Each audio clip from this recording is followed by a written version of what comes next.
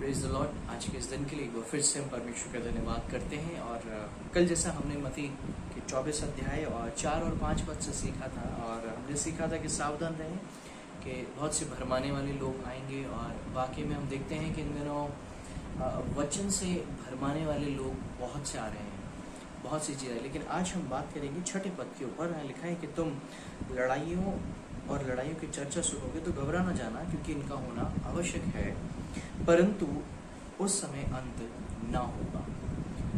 आज का जो माहौल है या चीज़ें हैं, अभी हम जिस टॉपिक के ऊपर आरंभ से हम बात कर रहे थे वो ये था कि इज़राइल और फ़िलिस्तीन की जो लड़ाई हो रही थी हम उसके बारे में बात कर रहे थे। और आप सबको पता होगा कि अभी वहाँ पर सीज़ फायर हो गया है, और ये जो सीज़ फायर हुआ है हमें नहीं मालूम ये कब तक होगा, कितने समय तक चलेगा, कितना लंबा होगा, ये हम नहीं जानते। लेकिन परमेश्वर के वचन में इन सारी बातों के विषय में लिखा है कि लड़ाई और लड़ाइयों की चर्चा होगी, राज्य के ऊपर चढ़ाइयाँ करेंगे। आप देख रहे हैं जो गृह युद्ध है, जो राज्य की चढ़ाइयाँ गृह युद्ध है या अंदर से जो युद्ध है और लड़ाई है, वो आजकल चारों तरफ हो रही है, चारों तरफ है।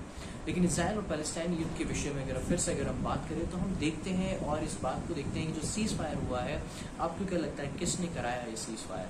एक्चुअल में जो ये सीज़ फायर हुआ है ये यूएन और यूएसए, और जो सबसे बड़ा हाथ इसमें रहा वो है मिस्र का। उन्होंने इसके अंदर दोनों ही कंट्री से बात कर इस सीज़ फायर को कराया है। और यूएस जो है वो इसके अंदर शायद अपनी बातों को रखने की कोशिश कर रहे हैं कि हमने कराया, जैसे भी हो। लेकिन बहुत सी चीज़ें इसमें प्री प्लान हो चुकी थी जो आज हम देखते हैं। लेकिन फिर भी परमेश्वर के वचन के अकॉर्डिंग ये सारी बातें होनी आवश्यक है, और ये हो रही है। अभी हाल ही में कुछ दिनों के अंदर अगर आप देखेंगे, आज मई के अंदर आने वाली 23 या 24 मई के अंदर एक सुपर ब्लड मून होने जा रहा है। मुझे नहीं पता आप लोगों को कितनी इसकी जानकारी है, लेकिन कमिंग कुछ ही दिनों के अंदर 2-3 दिन के अंदर एक सुपर ब्लड मून होना चाहिए। जब ब्लड मून हुआ है, इजराइल के अंदर कुछ ना कुछ खलबली मची है प्रयोग। और हम देखते हैं कि किस तरीके से पहले भी जब ब्लड मून हुआ तो ट्रम्प साहब ने जो है जो यरूशलेम जो है उसको इजराइल की राजधानी घोषित किया। कुछ ना कुछ एक हड़कंप चल रहा है, और ये इसलिए चल रहा है प्रयोग कि आने वाले समय की वो तैयारी की जा रही है। वो तीसरा मंदिर बनाने की पूरी तरीके से तैयारी की जा रही है, और आप जल्दी इस न्यूज़ को मीडिया में और अलग अलग जगह देखेंगे। और ये सब कुछ परमेश्वर के वचन में लिखा है। इसलिए परमेश्वर के वचन के अंदर यहाँ पर साफ लिखा है, प्रभु कहते हैं कि तो तुम घबरा ना जाना, क्योंकि इन बातों का होना आवश्यक है। ये बातें होनी आवश्यक है। बार बार प्रभु ने इस बात को कहा, परंतु उस समय अंत ना होगा। अभी अंत नहीं होगा।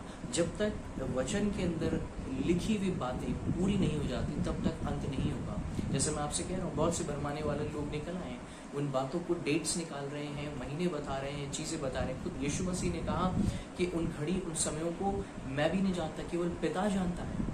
तो हम कैसे उन चीज़ों को प्रेडिक्ट कर सकते हैं, हम कैसे उन चीज़ों को बता सकते हैं? लेकिन प्रयोग जब हम समय को नज़दीक आता हुआ देख रहे हैं, मैंने जैसे आपसे कहा था, 3 चीज़ें अपने जीवन में बना लीजिए: प्रार्थना, वचन और संगति।